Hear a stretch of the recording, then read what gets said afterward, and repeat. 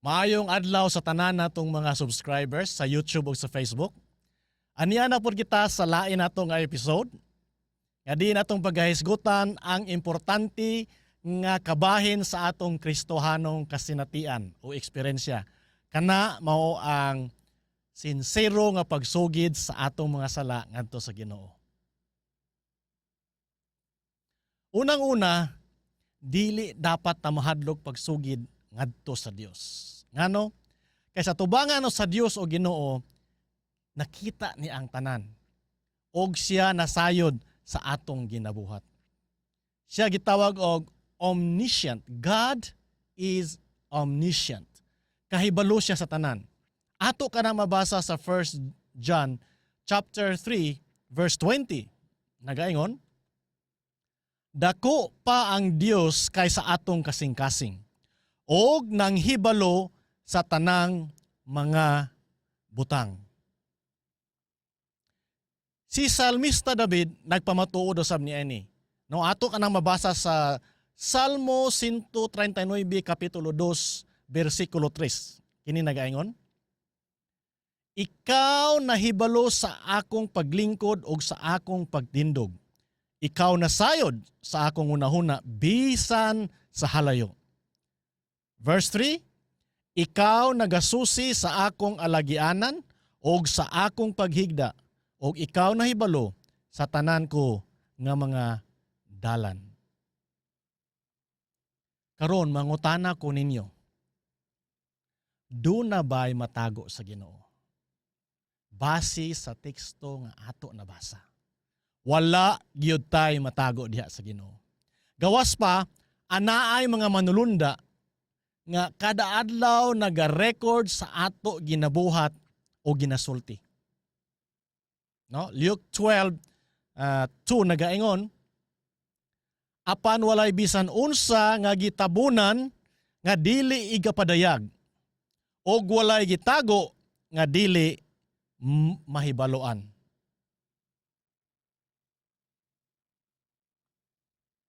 Atong padayonon, ana pagi usa ka teksto nga magapalig-on ini nga walay matago diha kanato.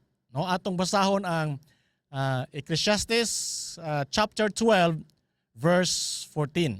Nagaingon, kay pagadadon sa Dios ang tagsa-tagsa kabuhat ngadto sa paghukom, uban ang tagsa-tagsa katinago nga butang, bisan ang maayo kun bisan ang dautan.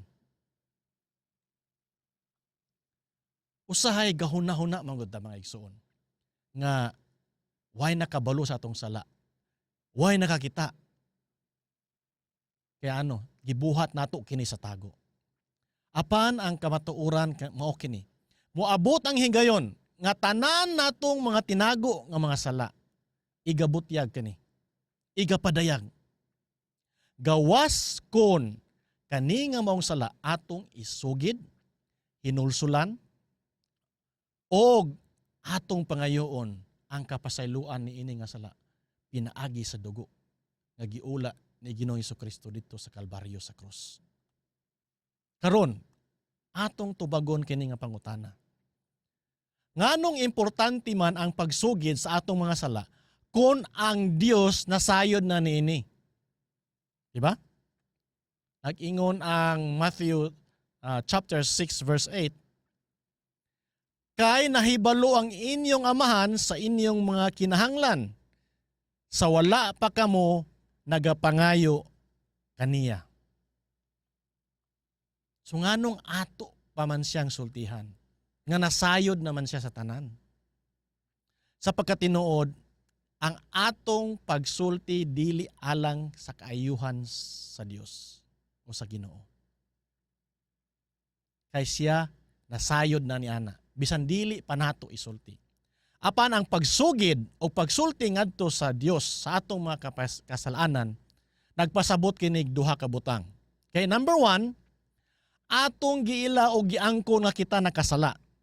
Ug sa dihang ato kining giangkon o giila nga kita nakasala, atong gitagaan og kagawasan ang balahang espiritu sa paghatag nato og kadaugan sa mao nga sala. Number 2, Sa dihang atong giangkon nga kita nakasala, atong naamguhan nga duna pud kitay tulubagon. Accountable kita sa mga sala nga ato nabuhat.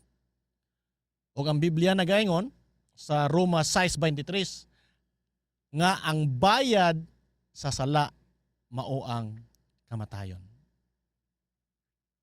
So dili lang maghatag og kaayuhan kanato ang pagsugid. Apan makahatag nato og kagawasan gikan sa condemnation of sin.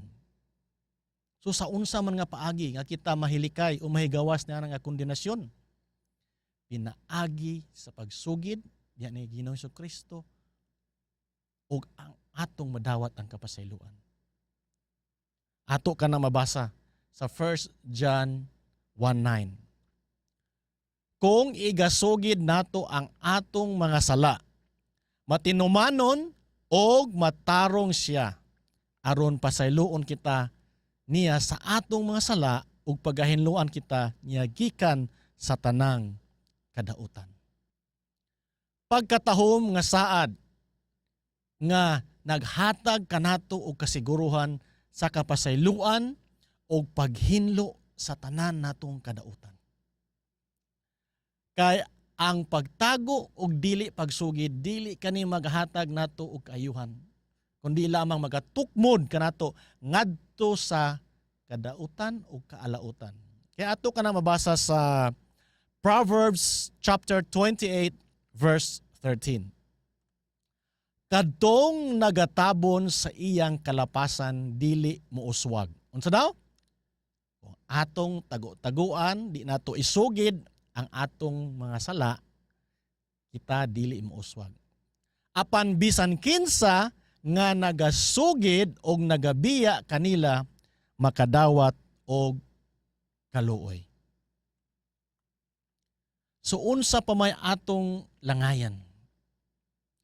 Atong susihon ang atong kaugalingon, ang atong kasing-kasing matag adlaw. Kung anaa kitay mga sala nga wala masugid diha sa Dios. Gani si Job nagaingon siya, no, sa Job chapter 13 verse 23. Unsa ba ang gidaghanon sa akong kadautan o kasalanan? Ipadayag kanako ang akong kalapasan ug ang akong mga sala. Ang pinakamaayo natong buhaton mao ang pagsugid sa atong mga sala sa dihang ato kaning mabuhat. Di nato pasalupan sa adlaw. Di nato langay-langayon pagsugid ngano kay ang kalimot way gahom. Unsa may basihan nga kita makasala? Kaya basihan ta, unsa may nakasala ba ka karong adlaw? Dunay basihan kung kita nakasala. Okay? Ang 1 John chapter 3 verse 4 nga nagaingon, sin is the transgression of the law. Ang paglapas sa balaod mao ang sala, o ang sala mao ang paglapas sa balaod. Unsa man nga balaod? Of course, God's moral law, the Ten Commandments. Kanara ba gaingon nga kanang napulo kasugo para ra man na sa mga Israelites. Karon dili naman na may basihan. Apan tataw kaayo. Si Apostol Pablo nag-ingon nga wala siya nasayod nga siya nakasala kung wala pa ang kasuguan. Kaya atong basahon, kay basing makaingon mo nga gabot-buot ram ning tawhana, wala kasabot sing gisulti. Okay? Sa Romans chapter 7 verse 7. Nagaingon, apan ako wala unta makaila og sala, kundili pa pinaagi sa kasuguan. Kay wala ko unta hiilhi ang pagkaibog kung ang kasuguan wala mag-ingon, dili ka maibog. Mangutana ko ninyo, kanang dili ka maibog, asa man nato na makita? Makita nato na sa usa sa mga sugo nga naa sa Ten Commandments. Okay? Thou shalt not covet. So ato kaning hinuklugan o atong hinumduman nga ang balaod hantod karon kini applicable kanato. Kay kung wala ang balaod, walay sala. Kaya sumala pa sa Roma 6:23, balikon ako pag-ingon nga dili Roma 6:23, sorry. 1 John 3:4 nag-ingon nga ang sala mao ang paglapas sa kasuguan. Mga higala, gamay man o dako nga sala, kana sala. O dapat ato kana siyang isugid ngadto sa Dios. Ilhon nato ang atong sala. Og muduol kita sa trono sa grasya sa Dios. Diin andam siyang mopasaylo sa atong mga sala. No, si Salmista David nagaingon sa Psalm 32 verse 5. Giila ko ang akong sala nganha kanimo, og wala ko tagui ang akong kasalanan. Miingon ako, igasugid ko kang Jehova ang akong mga kalapasan, og imong gipasaylo ang pagkadautan sa akong sala. Ako nag-aghat kanatong tanan, nga kita moduol diha sa trono sa grasya sa Dios. Samtang ato pa siyang hikaplagan. Okay, ang Isaiah chapter 55 verses 6 and 7 nagaingon. Pangitaan ninyo si Jehova samtang siya hikaplagan pa. Sangpita ninyo siya samtang anaa pa siya sa duol. At verse 7, padayon ta. Pabiyai sa dautan ang iyang dalan, og sa tao nga dili matarong ang iyang mga hunahuna. O pabalikas siya kang Jehova, og siya maluoy kaniya, og sa atong Dios. Kay siya mupasaylo sa madagayaon gayod. Ang Ginoo mupasaylo sa magadagayaon gayod. He will abundantly pardon apan na ay kondisyon. If we confess our sins to Him. Kung atong isugid ang atong mga sala. By the way, salamat kaayo sa pag-uban aning hamubo nga panahon sa pagtuon sa pulong sa Dios. Ako kamong gi-invite pod nga atong i-like ug share ang kani nga episode ug palihog i-share sa inyong mga friends. O kung ikaw wala pa nakasubscribe ni ato na channel, please subscribe. I-click na ang subscribe button below. Dayon, atangin ninyo ang next na to nga episode. Kay atong paghahisgutan sa next na episode ang tinuod nga paghinulsol. Okay? Ang pagsugid o paghinulsol, kung sincero ang pagsugid, pagasundan ka na sa tinuod nga paghinulsol. Sa makausapa, thank you for watching. And may God bless you as you share this video to your